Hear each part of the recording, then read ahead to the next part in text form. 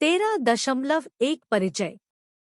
कई समाजों को अपने अतीत से असमानता के विभिन्न रूप विरासत में मिले हैं, जैसे नस्ल, जाति, जातीय पहचान, लिंग या सामाजिक वर्ग। आधुनिक लोकतांत्रिक राज्यों का लक्ष्य जॉन रॉल्स 1999 द्वारा प्रस्तावित निवारण के सिद्धांत नामक नीति के माध्यम से इन असमानताओं को संबोधित करना है। यह सिद्धांत उन लोगों पर ध्यान केंद्रित करके अनुचित असमानताओं को खत्म करना चाहता है जो हाशिए पर हैं या कम अनुकूल सामाजिक स्थितियों में पैदा हुए हैं। समान व्यवहार प्राप्त करने और सभी को समान अवसर प्रदान करने के लिए समाज को इन वंचित समूहों पर अधिक ध्यान देना चाहिए। सकारात्मक भेदभाव या सम्मानित पदों के लिए कम प्रतिनिधित्व वाले समूहों का तरजीही चयन वंचितों के लिए समानता को बढ़ावा देने में महत्वपूर्ण हो जाता है। सकारात्मक भेदभाव शब्द का अर्थ सम्मानित पदों के लिए कम प्रतिनिधित्व वाले समूहों के सदस्यों को अधिमान्य उपचार देना है। थॉमस वीस्कोफ 2004 के अनुसार सकारात्मक पहलू कम प्रतिनिधित्व वाले लोगों को सम्मानित पदों और समाज के उच्च क्षेत्रों में ऊपर उठाने के इरादे में निहित है। यह ध्यान रखना महत्वपूर्ण है कि नकारात्मक भेदभाव में ऐसे सदस्यों को बाहर करना शामिल है। अमेरिकी संदर्भ में सकारात्मक कार्रवाई शब्द का उपयोग अन्य कारकों के बराबर होने पर वंचित समूहों को दी जाने वाली प्राथमिकताओं को दर्शाने के लिए किया जाता है। इन नीतियों को रिवर्स या प्रतिपूरक भेदभाव के रूप में भी जाना जाता है।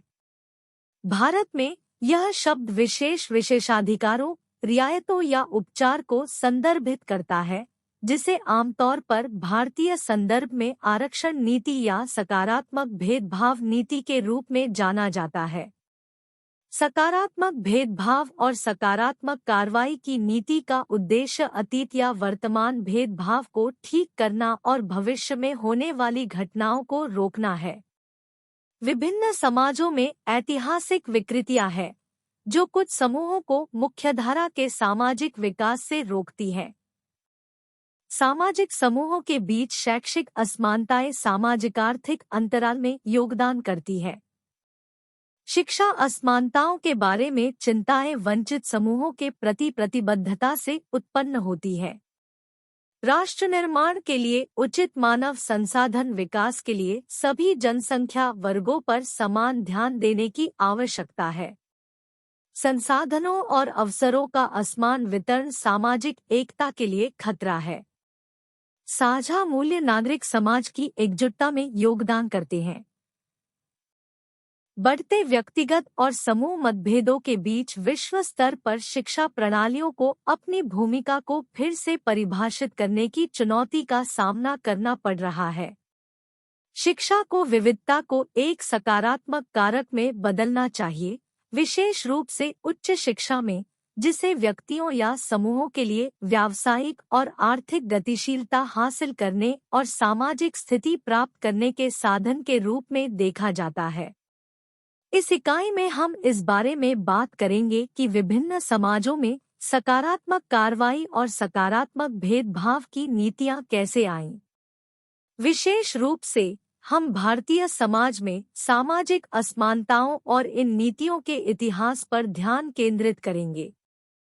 हम यह भी देखेंगे कि सकारात्मक कार्रवाई उच्च शिक्षा को कैसे प्रभावित करती है, पहुंच, प्रतिधारण और वंचित पृष्ठभूमि के छात्रों के कम प्रदर्शन जैसे मुद्दों को संबोधित करती है।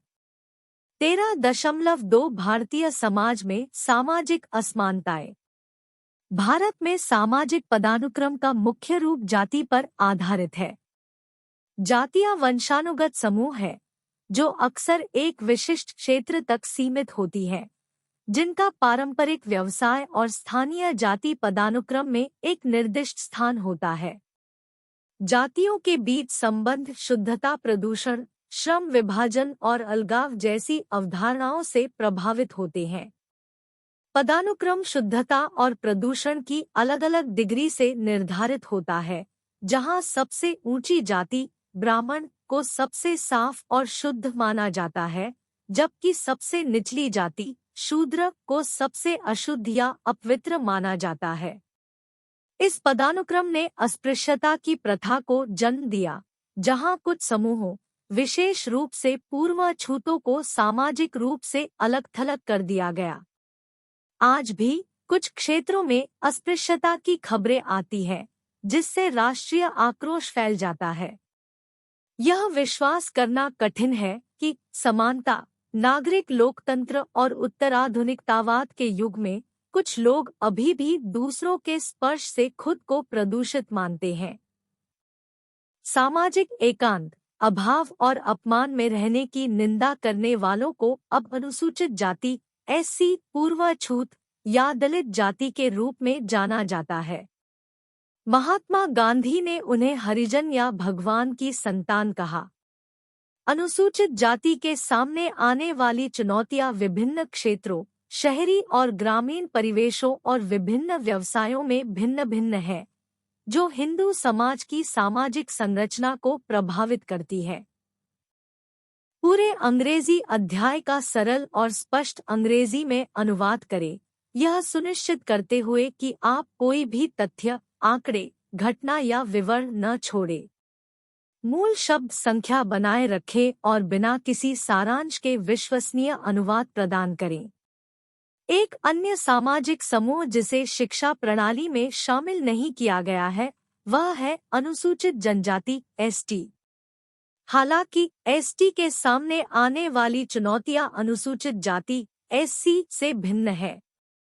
एसटी ऐतिहासिक रूप से अलग-अलग क्षेत्रीय समुदायों में रहते हैं, जबकि कुछ जनजातियां अभी भी झूम खेती का अभ्यास करती हैं। अधिकांश कृषि आधारित समुदायों में बस गए हैं।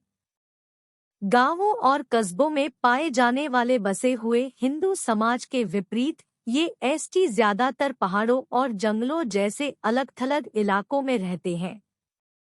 परिणामस्वरूप एसटी भौगोलिक, आर्थिक और सांस्कृतिक रूप से अन्य जनसंख्या क्षेत्रों से अलग हो गए हैं। एससी और एसटी के अलावा शूद्र वर्ग के भीतर कुछ जातियां एससी से थोड़ी ऊपर लेकिन कुछ मध्यस्थ किसान जातियां हैं। इनमें लोहार, नाई, गाय चराने वाले और धोबी जैसी कारीगर जातियां शामिल हैं। ये कारीगर जातियां शैक्षिक और सामाजिक रूप से भी वंचित हैं, जिन्हें भारत में अन्य पिछड़ा वर्ग ओबीसी के रूप में जाना जाता है।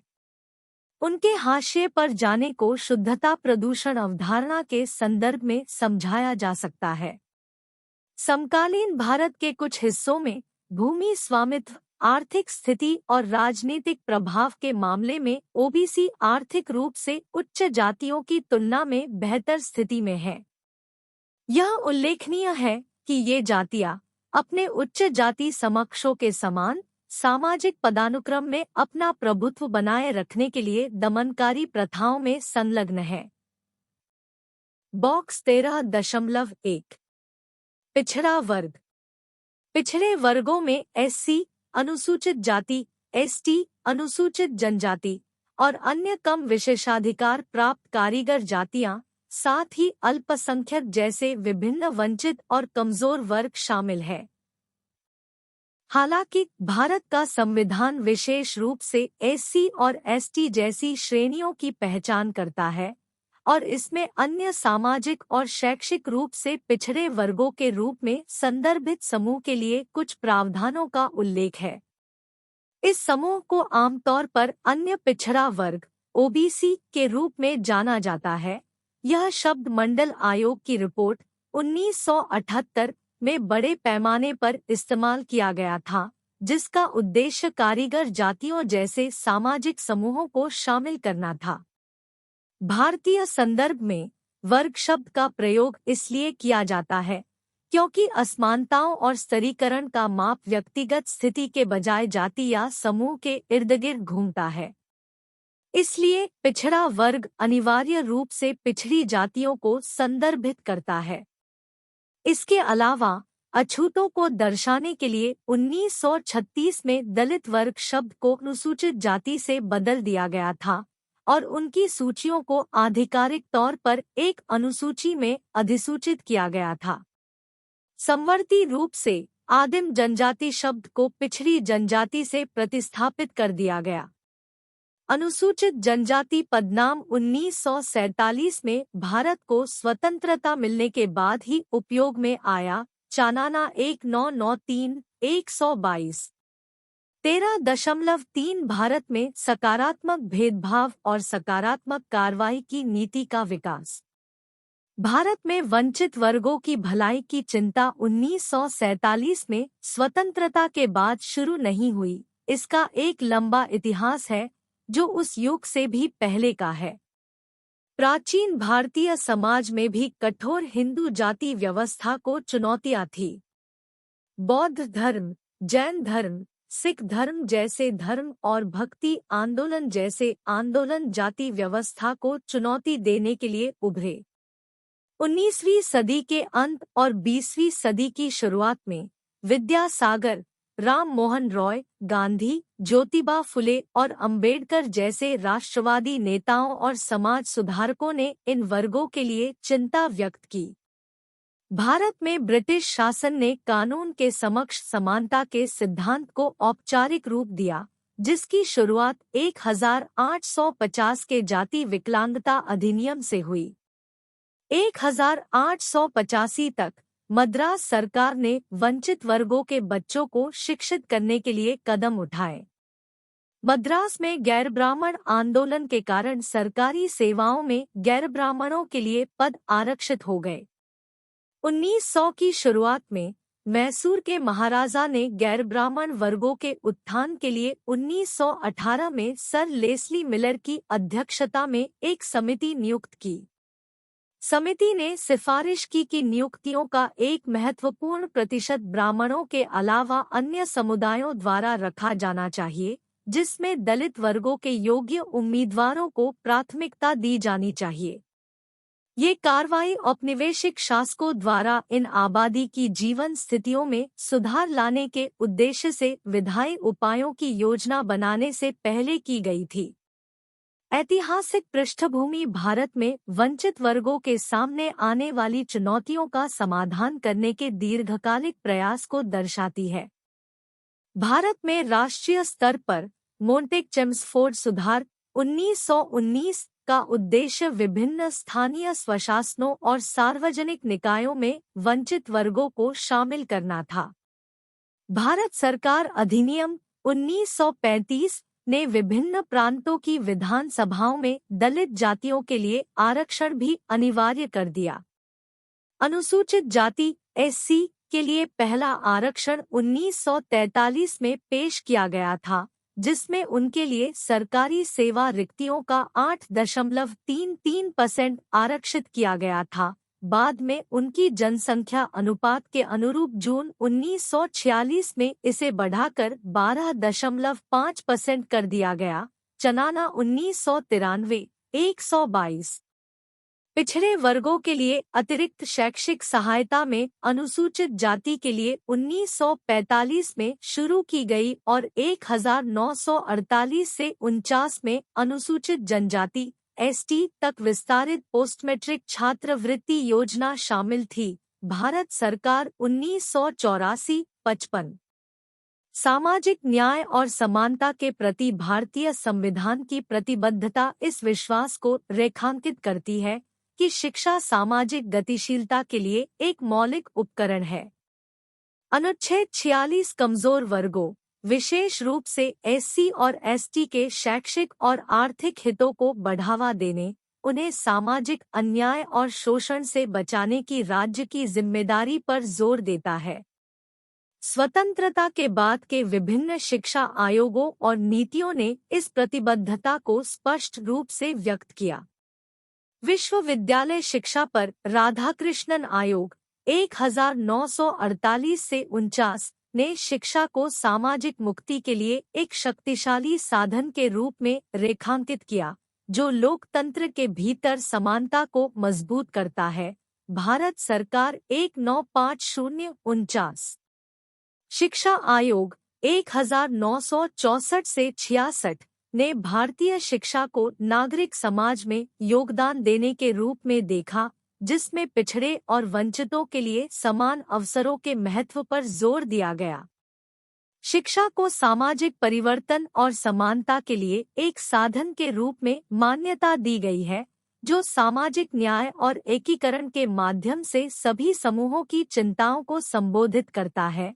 भारत सरकार 1986 कमजोरों के शोषण को कम करने और एक समतावादी समाज के निर्माण के साधन के रूप में शिक्षा के महत्व पर 1953 और 1978 में काका कालेलकर और बीपी के नेतृत्व में भारत सरकार द्वारा नियुक्त पिछड़े वर्गों पर आयोगों द्वारा जोर दिया गया था। मंडल क्रमशः, जबकि कालेलकर आयोग की सिफारिशों को पिछड़े वर्गों की पहचान में मतभेदों के कारण खारिज कर दिया गया था। व्यापक सार्वजनिक बहस और प्रतिरोध के बाद 1990 में मंडल आयोग की रिपोर्ट लागू की गई थी। बॉक्स 13.2 मंडल आयोग।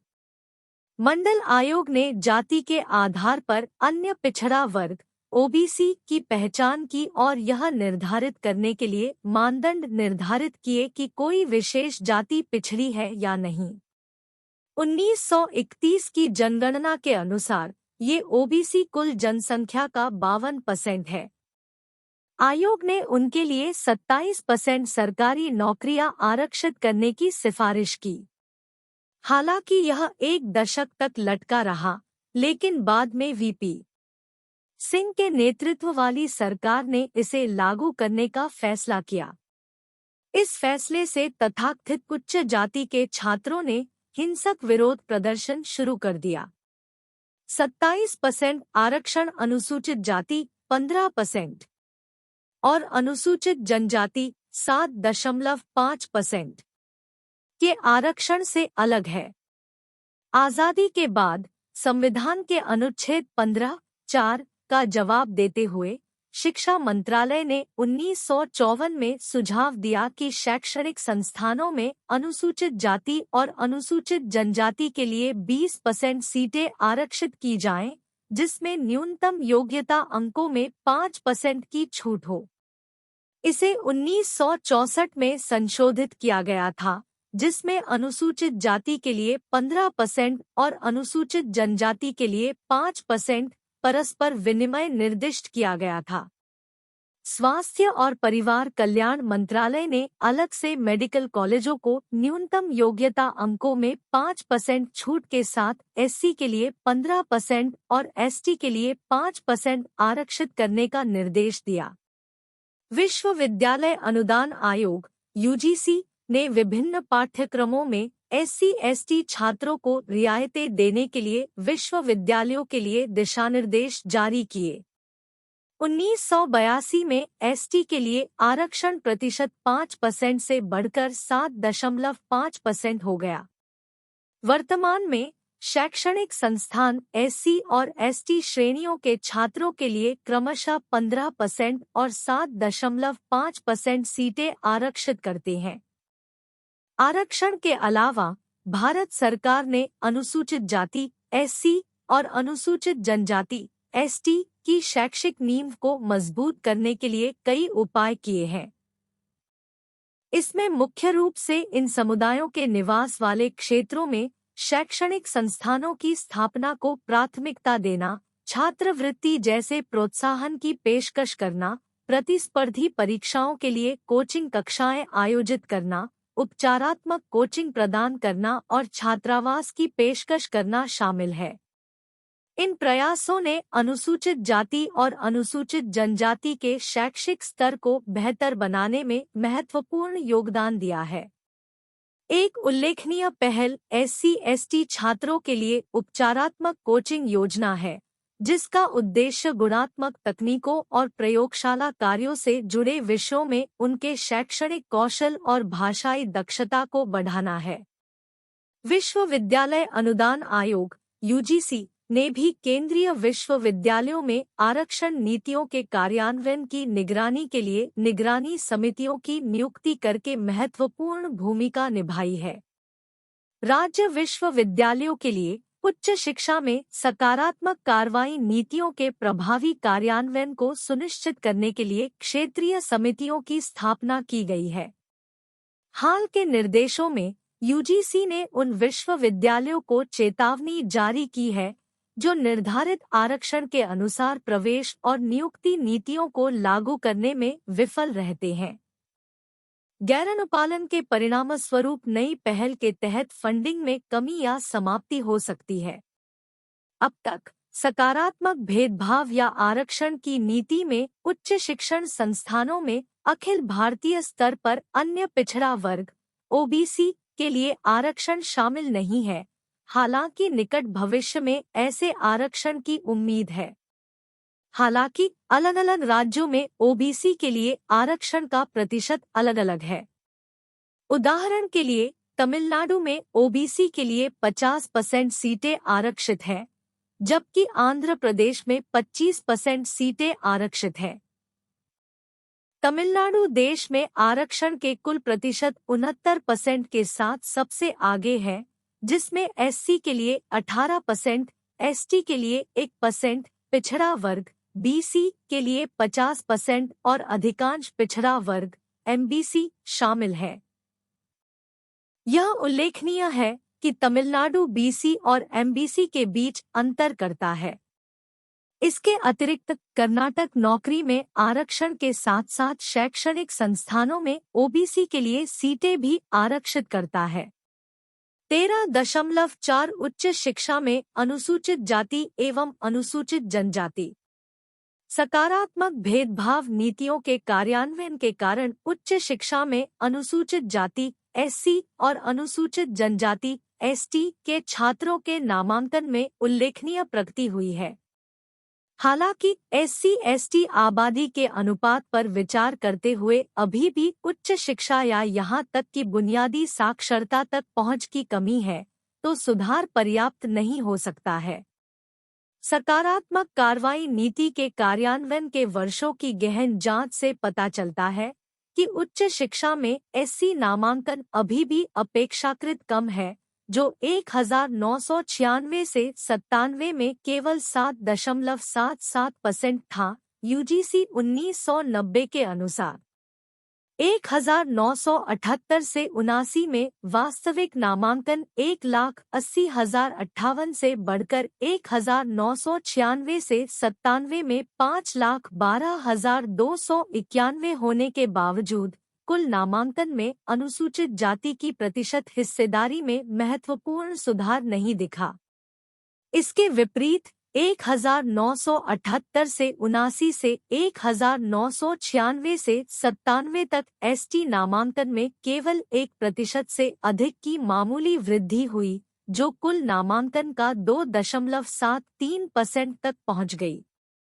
इससे पता चलता है कि उच्च शिक्षा में एसटी छात्रों का प्रतिनिधित्व जितना होना चाहिए उसका केवल 1/4 है, जबकि 1978 से 79 से 1988 से 89 की अवधि में कुल नामांकन में एससी और एसटी की प्रतिशत हिस्सेदारी में केवल मामूली वृद्धि देखी गई। 1988 से 89 से 1995 से 96 की अवधि में दोनों श्रेणियों में अचानक वृद्धि देखी गई।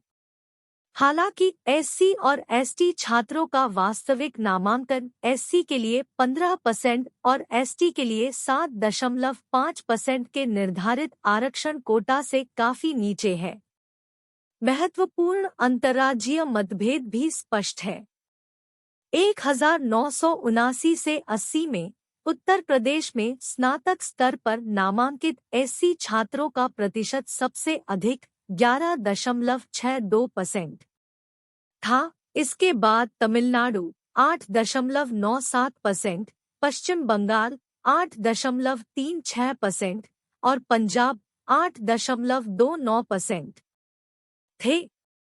1979 से 80 में जम्मू और कश्मीर में स्नातक पाठ्यक्रमों में अनुसूचित जाति के छात्रों का प्रतिशत सबसे कम दर्ज किया गया, संभवतः राज्य में अनुसूचित जाति के कम प्रतिशत के कारण।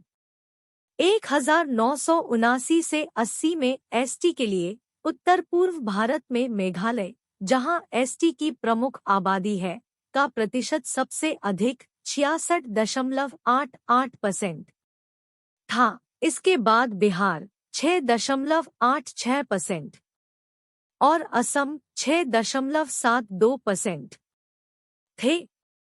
ये आंकड़े विभिन्न राज्यों में उच्च शिक्षा में एससी और एसटी छात्रों का समान प्रतिनिधित्व सुनिश्चित करने के लिए निरंतर प्रयासों की आवश्यकता पर प्रकाश डालते हैं। अच्छी तनख्वाह वाली नौकरियां उपलब्ध कराने वाले संकायों में अनुसूचित जाति अनुसूचित जनजाति की भागीदारी में उल्लेखनीय कमी रही है।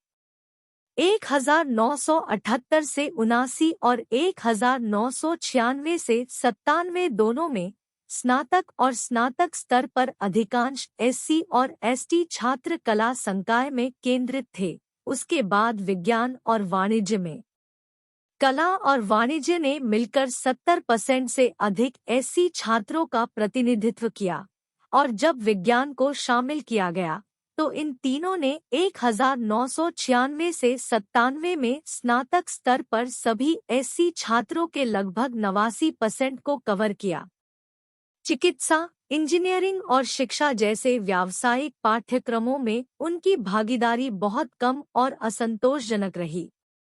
उल्लेखनीय रूप से 1996 से 97 में चिकित्सा की पढ़ाई करने वाले अनुसूचित जाति के छात्रों का प्रतिशत 1978 से 79 की तुलना में काफी कम हो गया। स्नातक स्तर पर अनुसूचित जाति के छात्रों के लिए नामांकन पैटर्न स्नातक स्तर पर प्रतिबिंबित होता है।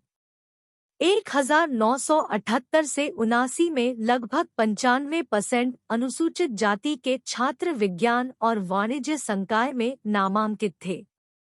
हालांकि स्नातक स्तर पर व्यावसायिक धाराओं में उनका प्रतिनिधित्व न्यूनतम था। उदाहरण के लिए केवल 0.8%, 0.5% और 1.6% अनुसूचित जाति के छात्रों ने क्रमशः शिक्षा, इंजीनियरिंग और चिकित्सा में स्नातक पाठ्यक्रम अपनाए। यह न केवल उनके कम नामांकन को इंगित करता है, बल्कि शिक्षा प्रणाली के माध्यम से आगे बढ़ने के साथ साथ स्कूल छोड़ने की उच्च दर को भी उजागर करता है। स्नातक स्तर पर एसटी के नामांकन के संबंध में स्थिति एससी जैसी ही है। लगभग 90% एसटी छात्र कला, वाणिज्य और विज्ञान संकायों में नामांकित थे, जो दर्शाता है कि प्रत्येक 10 एसटी छात्रों के लिए 9 इन धाराओं में नामांकित थे। 1996 से 97 में चिकित्सा, इंजीनियरिंग और प्रौद्योगिकी और शिक्षा में स्नातक पाठ्यक्रमों में एसटी छात्रों का अनुपात बहुत कम रहा। इसलिए कला, वाणिज्य और सामान्य पाठ्यक्रमों में अनुसूचित जाति एससी और अनुसूचित जनजाति एसटी के छात्रों का प्रतिशत अधिक है। ऐसा इसलिए है क्योंकि ये पाठ्यक्रम संवैधानिक दायित्वों को पूरा करने के लिए आरक्षित श्रेणी के छात्रों को प्रवेश देते हैं। हालांकि सूचना प्रौद्योगिकी और जैव प्रौद्योगिकी जैसे व्यावसायिक पाठ्यक्रमों में एससी/एसटी छात्रों की काफी कमी है, जहां नौकरी के अवसर अधिक आकर्षक हैं। यह असमानता उच्च शिक्षा में उल्लेखनीय असमानता को उजागर करती है। असमानताएं लिंग तक भी फैली हुई है, जिसमें एससी/एसटी और गैर एससी/एसटी के साथ साथ पुरुषों और महिलाओं के बीच भी अंतर है। उदाहरण के लिए किसी पिछड़े क्षेत्र में अनुसूचित जाति या जनजाति की महिला को उच्च शिक्षा तक पहुंचने की संभावना बहुत कम होती है। यह स्थिति न केवल महिलाओं पर बल्कि अन्य वंचित आबादी पर भी लागू होती है। निम्न सामाजिक स्थिति वाले व्यक्तियों के उच्च शिक्षा से वंचित होने की संभावना अधिक होती है।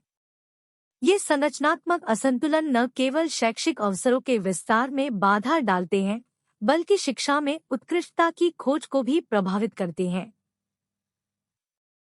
चिंतन और कार्रवाई 13.1 कम से कम 4 एससी/एसटी छात्रों से पता लगाएं कि सकारात्मक भेदभाव और सकारात्मक कार्रवाई की नीति से उन्हें किस हद तक लाभ हुआ है, यदि हुआ है। चिंतन और कार्रवाई 13.1 उच्च शिक्षा में SC/ST छात्रों पर सकारात्मक भेदभाव और सकारात्मक कार्रवाई के प्रभाव की जांच। इग्नू के एक छात्र के रूप में मैं उच्च शिक्षा के क्षेत्र में SC/ST छात्रों पर सकारात्मक भेदभाव और सकारात्मक कार्रवाई नीतियों के प्रभाव को समझने और उस पर विचार करने की यात्रा पर निकल रहा हूँ। यह असाइनमेंट मुझे SC/ST समुदाय के 4 व्यक्तियों के साथ जुड़ने के लिए प्रेरित करता है ताकि यह पता लगाया जा सके कि इन नीतियों से उन्हें किस हद तक फायदा हुआ है।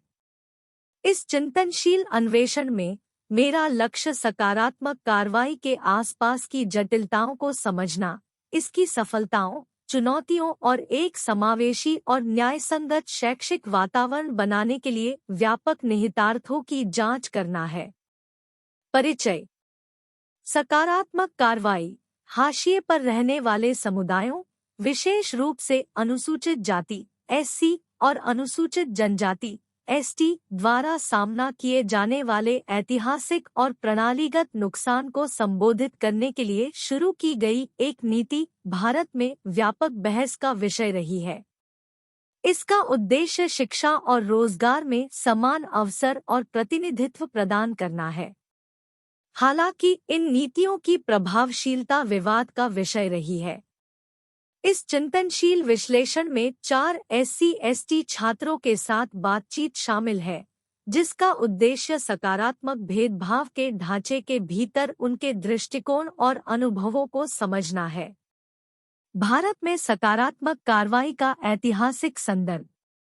SC/ST छात्रों के व्यक्तिगत अनुभवों पर गौर करने से पहले भारत के ऐतिहासिक परिदृश्य के भीतर सकारात्मक कार्रवाई को प्रासंगिक बनाना महत्वपूर्ण है। सामाजिक ताने-बाने में गहराई से रची बसी जाति व्यवस्था ने ऐतिहासिक रूप से कुछ समुदायों को हाशिए पर डाल दिया है। इस ऐतिहासिक अन्याय को दूर करने के लिए भारतीय संविधान अनुच्छेद 15, 4 और 16, 4 के माध्यम से राज्य को SC/ST सहित सामाजिक और शैक्षणिक रूप से पिछड़े वर्गों की उन्नति के लिए विशेष प्रावधान बनाने का अधिकार देता है। क्रियाविधि। सूक्ष्म समझ हासिल करने के लिए मैंने विविध शैक्षणिक पृष्ठभूमि के 4 SC/ST छात्रों के साथ एक साक्षात्कार किया। प्रतिभागियों को विभिन्न विषयों से चुना गया था और उनके अनुभवों से सकारात्मक कार्रवाई नीतियों के प्रभाव का व्यापक दृष्टिकोण प्रस्तुत करने की उम्मीद की गई थी। मैंने अर्धसंरचित साक्षात्कार आयोजित किए, जिससे प्रतिभागियों को इन नीतियों के लाभों के बारे में अपनी कहानियां, चुनौतियां और धारणाएं साझा करने की अनुमति मिली। व्यक्तिगत अनुभव। प्रतिभागी इंजीनियरिंग छात्र। अंतिम वर्ष के इंजीनियरिंग छात्र प्रतिभागी ने आरक्षण के लिए आभार व्यक्त किया, जिसने एक प्रतिष्ठित संस्थान में उनके प्रवेश को सुविधाजनक बनाया। उन्होंने सकारात्मक कार्रवाई के परिवर्तनकारी प्रभाव पर जोर दिया, जिससे उन्हें सामाजिक-आर्थिक बाधाओं के पीढ़ीगत चक्र से मुक्त होने में मदद मिली। हालांकि चुनौतियां बनी रही, जिनमें साथियों की रूढ़ियां और पूर्वाग्रह शामिल हैं, जो अधिक समावेशी परिसर संस्कृति की आवश्यकता पर प्रकाश डालते हैं। प्रतिभागी B कला और मानविकी विद्वान। इसके विपरीत कला और मानविकी में डिग्री हासिल कर रहे प्रतिभागी B ने एक सूक्ष्म परिप्रेक्ष्य प्रदान किया। आरक्षण द्वारा उपलब्ध अवसरों को स्वीकार करते हुए उन्होंने अकादमिक हलकों में रूढ़िवादिता के कायम रहने पर चिंता व्यक्त की। स्वीकृति के लिए संघर्ष और पूरे समुदाय का प्रतिनिधित्व करने का बोझ कभी-कभी उनकी शैक्षणिक उपलब्धियों पर भारी पड़ जाता है। प्रतिभागी C चिकित्सा विज्ञान आकांक्षी। प्रतिभागी C एक महत्वाकांक्षी चिकित्सा पेशेवर ने गैरारक्षित श्रेणी के साथियों के साथ प्रतिस्पर्धा की कठिन यात्रा पर प्रकाश डाला। गुणात्मक अपेक्षाओं ने अतिरिक्त दबाव पैदा किया और प्रचलित सामाजिक कलंक ने अक्सर उनके मानसिक कल्याण को प्रभावित किया। प्रतिभागी ने SC/ST छात्रों के सामने आने वाली विविध चुनौतियों को समझने के लिए अधिक सहानुभूतिपूर्ण दृष्टिकोण का आह्वान किया। प्रतिभागी D, सामाजिक विज्ञान उत्साही। अंत में सामाजिक विज्ञान का अध्ययन करने वाले प्रतिभागी D ने जाति आधारित भेदभाव की बाधाओं को तोड़ने में सकारात्मक कार्रवाई की परिवर्तनकारी भूमिका पर जोर दिया। उन्होंने शिक्षा जगत में प्रतिनिधित्व के महत्व और यह कैसे एक समावेशी शिक्षण वातावरण को बढ़ावा देता है के बारे में बात की। सामयिक चुनौतियों के बावजूद प्रतिभागी D ने प्रणालीगत असमानताओं को दूर करने की दिशा में सकारात्मक कार्रवाई को एक महत्वपूर्ण कदम माना। सामान्य विषयवस्तु और चुनौतियाँ। इन व्यक्तिगत अनुभवों का विश्लेषण करने से सकारात्मक कार्रवाई से लाभान्वित होने वाले SC/ST छात्रों के सामने आने वाले सामान्य विषयों और चुनौतियों का पता चलता है। हालांकि यह नीति कई लोगों के लिए एक महत्वपूर्ण कदम है, लेकिन रूढ़िवादिता, सामाजिक कलंक और समान स्तर पर खुद को साबित करने का दबाव बार-बार आने वाली बाधाएं हैं। अनुभव इन छात्रों के सामने आने वाली बहुमुखी चुनौतियों का समाधान करने के लिए एक अधिक व्यापक सहायता प्रणाली की आवश्यकता पर भी प्रकाश डालते हैं। व्यापक निहितार्थ और सामाजिक परिप्रेक्ष्य। व्यक्तिगत अनुभवों से परे सामाजिक दृष्टिकोण पर सकारात्मक कार्रवाई के व्यापक निहितार्थ की जांच करना आवश्यक है। यह नीति अवसर पैदा करने में सहायक होते हुए भी कभी-कभी SC/ST छात्रों के लिए निम्न मानकों की धारणा को जन्म देती है। इससे ऐसी नीतियों की दीर्घकालिक स्थिरता और अंतर्निहित सामाजिक पूर्वाग्रहों को संबोधित करने वाले उपायों के साथ उन्हें पूरक करने की आवश्यकता पर सवाल उठता है। आलोचनाएं और विकल्प। आलोचकों का तर्क है कि सकारात्मक कार्रवाई भले ही नेक इरादे से की गई हो, ऐतिहासिक अन्याय को दूर करने के लिए सबसे प्रभावी समाधान नहीं हो सकती है। कुछ लोग वैकल्पिक उपायों का प्रस्ताव करते हैं, जैसे हाशिए पर रहने वाले समुदायों में प्राथमिक और माध्यमिक शिक्षा की गुणवत्ता में सुधार, लक्षित छात्रवृत्ति प्रदान करना और परामर्श कार्यक्रम लागू करना। इन विकल्पों का उद्देश्य केवल अधिमान्य उपचार प्रदान करने के बजाय शैक्षिक असमानताओं के मूल कारणों को संबोधित करना है। निष्कर्षतः SC/ST छात्रों पर सकारात्मक भेदभाव और सकारात्मक कार्रवाई नीतियों के प्रभाव पर यह चिंतनशील विश्लेषण एक बहुमुखी समझ प्रदान करता है। 4 प्रतिभागियों द्वारा साझा किए गए अनुभव सामाजिक दृष्टिकोण और प्रणालीगत मुद्दों में निहित लगातार चुनौतियों को उजागर करते हुए इन नीतियों की परिवर्तनकारी क्षमता को रेखांकित करते हैं। व्यापक निहितार्थ एक ऐसे सूक्ष्म दृष्टिकोण की मांग करते हैं जो अंतर्निहित सामाजिक, आर्थिक और शैक्षिक असमानताओं को दूर करने के लिए आरक्षण से परे हो। सकारात्मक कार्रवाई की जटिलताओं से निपटने में यह स्पष्ट हो जाता है कि एक व्यापक रणनीति की आवश्यकता है जो नीतिगत उपायों को सामाजिक परिवर्तन के साथ जोड़ती है। SC/ST छात्रों की आवाजें मूल्यवान अंतर्दृष्टि प्रदान करती है, शैक्षिक संस्थानों और नीति निर्माताओं से सकारात्मक कार्रवाई नीतियों का लगातार पुनर्मूल्यांकन और परिष्कृत करने का आग्रह करती है। केवल इस तरह के आत्मनिरीक्षण और अनुकूलन के माध्यम से ही सकारात्मक कार्रवाई वास्तव में अधिक न्यायसंगत और समावेशी शैक्षिक परिदृश्य को बढ़ावा देने के अपने इच्छित उद्देश्य को पूरा कर सकती है। 13.5 उच्च शिक्षा में पहुंच, प्रतिधारण और खराब प्रदर्शन के मुद्दे। पिछली चर्चा एक स्पष्ट समस्या पर प्रकाश डालती है। SC/ST पृष्ठभूमि के छात्रों को अभी भी सीमित प्रतिनिधित्व का सामना करना पड़ता है, जो असमान शैक्षिक अवसरों का संकेत देता है। यह असमानता उच्च शिक्षा में समानता के राष्ट्रीय लक्ष्य के अनुरूप नहीं है। SC/ST छात्रों के बीच खराब पहुंच और ठहराव का मूल कारण मुख्य रूप से उनकी स्कूली शिक्षा के मुद्दों से जुड़ा हुआ है, चनाना 1993 144। स्कूल स्तर पर एक महत्वपूर्ण कारक एससी और एसटी के लिए सुलभ स्कूलों की कमी है। हाल के वर्षों में एससी और एसटी की सघनता वाले क्षेत्रों में कवरेज में सुधार के साथ साथ प्राथमिक और माध्यमिक शिक्षा कार्यक्रमों के दौरान पहाड़ी और दूरदराज के क्षेत्रों में महिलाओं के सामने आने वाली चुनौतियों का समाधान करने पर ध्यान केंद्रित किया गया है।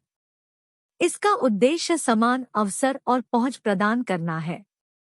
यह ध्यान रखना महत्वपूर्ण है कि भारत में उच्च शिक्षा मुख्यतः शहरी आधारित है। उच्च शिक्षा में अधिकांश छात्र शहरी क्षेत्रों से आते हैं, जबकि सामान्य संस्थानों में एससी/एसटी छात्र अक्सर ग्रामीण पृष्ठभूमि से आते हैं। वे अक्सर पहली पीढ़ी के शिक्षार्थी होते हैं, जिनके माता-पिता की शिक्षा कम होती है और वे मजदूरी कमाने वाले कृषि श्रम या कारीगर के काम में शामिल होते हैं। परिवार में आर्थिक चुनौतियां एससी/एसटी छात्रों के शैक्षिक अवसरों को प्रभावित करती हैं। शैक्षिक आधार की गुणवत्ता भी अनुसूचित जाति और अनुसूचित जनजाति की उच्च शिक्षा तक पहुंच में महत्वपूर्ण भूमिका निभाती है। अधिकांश एससी और एसटी छात्रों द्वारा प्राप्त स्कूली शिक्षा प्रतिष्ठित पाठ्यक्रमों और संस्थानों में प्रवेश करने वालों की तुलना में काफी कम है। आवासीय विद्यालयों की स्थापना के माध्यम से अनुसूचित जाति एवं जनजाति के विद्यार्थियों की योग्यता बढ़ाने का प्रयास किया गया है। चयनित छात्रों को सामाजिक और शैक्षिक कमियों को दूर करने के लिए अतिरिक्त कोचिंग प्राप्त होती है। उपचारात्मक कोचिंग में भाषा, गणित और विज्ञान जैसे विषयों को शामिल किया जाता है, जबकि विशेष कोचिंग को विभिन्न उच्च शिक्षण संस्थानों द्वारा आयोजित प्रवेश परीक्षाओं के लिए आवश्यक योग्यता को पूरा करने के लिए तैयार किया जाता है। पेशेवर कॉलेजों और संस्थानों में एससी/एसटी पृष्ठभूमि के छात्र अक्सर मध्यम या उच्च व्यावसायिक स्थिति वाले परिवारों से आते हैं। इससे यह तर्क सामने आता है कि ये शैक्षणिक संस्थान सामाजिक रूप से विशिष्ट है और मुख्य रूप से वर्ग पदानुक्रम के शीर्ष पदों पर मौजूद सामाजिक समूहों के लिए सुलभ है। उच्च शिक्षा में एससी/एसटी छात्रों की पहुंच और ठहराव में चुनौतियां भी उनके निम्न प्रदर्शन स्तर में योगदान करती है। एससी/एसटी और गैर एससी/एसटी छात्रों के प्रदर्शन में अंतर संस्थान में उनके प्रवेश से देखा जा सकता है, चाहे वह परीक्षा के माध्यम से हो या पिछले पाठ्यक्रम के अंकों के आधार पर। इसका उल्लेखनीय उदाहरण केंद्रीय विश्वविद्यालयों और भारतीय प्रौद्योगिकी संस्थानों (आईआईटी) में देखने को मिलता है। आईआईटी प्रणाली में चयनित होने वाले एससी/एसटी उम्मीदवारों के लिए कट ऑफ आम तौर पर सामान्य श्रेणी में अंतिम उम्मीदवार द्वारा प्राप्त अंकों का लगभग 2/3 होता है। इसके परिणामस्वरूप प्रवेश के समय एससी/एसटी और गैर एससी/एसटी उम्मीदवारों के बीच 40% तक का महत्वपूर्ण प्रदर्शन अंतर होता है। प्रवेश प्रदर्शन में यह व्यापक अंतर शैक्षणिक रूप से कमजोर छात्रों को संस्थानों में लाता है और उन्हें पकड़ने में मदद करने के प्रयासों के बावजूद कई लोग सिस्टम से निपटने के लिए संघर्ष करते हैं। इंदिरेसन और निगम 1993 357 से 58। हालांकि खराब प्रदर्शन का कारण केवल प्रवेश स्तर का अंतर नहीं हो सकता है। संस्थानों के भीतर बहिष्कार और भेदभाव जैसे संस्थागत कारक भी इस मुद्दे में योगदान दे सकते हैं। राव 2006। इसके अलावा जिन लोगों को प्रवेश मिलता है, उनमें से लगभग 25% को अपने खराब शैक्षणिक प्रदर्शन के कारण संस्थान छोड़ना पड़ता है। एससी/एसटी आयुक्त की 26वीं रिपोर्ट 1978-39 इस कमी को उजागर करती है। विभिन्न अध्ययनों से यह पता चला है कि प्रवेश के बाद इन एससी/एसटी छात्रों का प्रदर्शन बहुत संतोषजनक नहीं था। विशेष के बाद भी कोचिंग, कई छात्रों ने पाठ्यक्रम छोड़ दिया और उनमें से कई 5 साल के पाठ्यक्रम के तनाव का सामना नहीं कर सके। वंचित समूहों के लिए एक महत्वपूर्ण विचार SC/ST छात्रों के लिए एक अलग अखिल भारतीय मेरिट सूची बनाना है। इससे यह सुनिश्चित होता है कि इन वर्गों से पर्याप्त संख्या में छात्रों को प्रवेश पाने का अवसर मिले। इसके अतिरिक्त इन समूहों के शैक्षणिक रूप से कमजोर छात्रों के लिए एक प्रारंभिक पाठ्यक्रम का प्रावधान है जो मानक कट ऑफ को पूरा नहीं करते हैं। एक बार जब SC/ST छात्र इन संस्थानों में दाखिला लेते हैं तो संकाय सलाहकारों, उपचारात्मक कोचिंग, परामर्शदाताओं के रूप में सेवारत वरिष्ठ छात्रों और ग्रीष्मकालीन अवधि के कार्यक्रमों जैसी रणनीतियों के माध्यम से शैक्षणिक अंतर को कम करने का प्रयास किया जाता है। इन उपायों के बावजूद कुछ आरक्षित श्रेणी के छात्र अभी भी अगली कक्षा में प्रगति के लिए पर्याप्त क्रेडिट जमा करने के लिए संघर्ष कर सकते हैं। अतिरिक्त सेमेस्टर के विकल्प के साथ भी ऐसे मामले हैं जहां छात्र या तो पाठ्यक्रम पूरा किए बिना संस्थान छोड़ देते हैं या पढ़ाई छोड़ देते हैं। किरपाल और गुप्ता 1999 ने SC/ST छात्रों के शैक्षणिक प्रदर्शन और सामाजिक आर्थिक और शैक्षिक पृष्ठभूमि के साथ साथ अंग्रेजी दक्षता के संबंध पर शोध किया। उन्होंने देखा कि SC और ST छात्र अक्सर उच्च वर्ग और उच्च जाति की विशेषताओं की कमी के कारण मुख्यधारा से अलग-थलग महसूस करते हैं। यह वित्तीय असमानताओं के साथ मिलकर उनके अलगाव की भावना में योगदान देता है। दुर्भाग्य से वे संस्थानों में शैक्षणिक मानकों को पूरा करने के लिए संघर्ष करते हैं, जिससे असहायता और हतोत्साहन की भावना पैदा होती है, जिससे शैक्षणिक अंतर बढ़ जाता है। मात्रात्मक विस्तार और उच्च शिक्षा तक पहुंच पर चर्चा से पता चलता है कि सामाजिक रूप से वंचित व्यक्तियों का एक महत्वपूर्ण हिस्सा अभी भी बाधाओं का सामना करता है। एक ही संस्थान के विभिन्न विभागों में उच्च शिक्षा तक पहुंच असमान रहती है। आरक्षण नीति की प्रभावशीलता विभिन्न पाठ्यक्रमों और विषयों में भिन्न होती है, विशेष रूप से इंजीनियरिंग चिकित्सा की तुलना में कला वाणिज्य में। इस असमानता को अक्सर व्यावसायिक पाठ्यक्रमों के लिए आवेदन करने वाले SC और ST छात्रों की कम संख्या द्वारा उचित ठहराया जाता है, जिससे संस्थान सामाजिक जिम्मेदारी से बच जाते हैं। हालांकि यह तर्क स्वीकार्य नहीं है, क्योंकि आरक्षण क्षेत्र या राज्य में SC और ST आबादी द्वारा निर्धारित किया जाता है। सामाजिक न्याय और समानता के प्रति राष्ट्र की प्रतिबद्धता के अनुरूप ऊपर की ओर गतिशीलता को सुविधाजनक बनाने के लिए इन वर्गों को तुरंत शामिल करना प्राथमिकता है। सामान्य शिक्षा प्रणाली में SC/ST छात्रों के समाजीकरण में पहुंच, प्रतिधारण और प्रदर्शन की चुनौतियां निहित है। उच्च शिक्षा संस्थानों में प्रवेश और वहां बने रहने के उनके निर्णयों में जाति संबंधी पूर्वाग्रह भी भूमिका निभाते हैं। कुछ SC और ST छात्रों में शैक्षणिक दबाव और प्रतिस्पर्धी माहौल को संभालने के लिए आवश्यक कौशल की कमी है। आरक्षण नीतियों के बिना इनमें से कई छात्रों को उच्च शिक्षा में प्रवेश का अवसर नहीं मिलता। चिंतन एवं क्रिया 1.3.2 आपकी राय में क्या सरकार को शिक्षा में सकारात्मक भेदभाव और सकारात्मक कार्रवाई की नीति जारी रखनी चाहिए? अध्ययन केंद्र में अपने सहपाठियों के साथ वाद विवाद करें। 13.6 निष्कर्ष। आइए भारत में अनुसूचित जाति और अनुसूचित जनजाति के लिए शिक्षा की प्रगति पर विचार करें। जैसा कि पहले उल्लेख किया गया है, इलेक्ट्रॉनिक्स, सूचना प्रौद्योगिकी और सॉफ्टवेयर विकास जैसे ज्ञान समाज के विकास के लिए महत्वपूर्ण क्षेत्रों में उनकी भागीदारी न्यूनतम होने की उम्मीद है।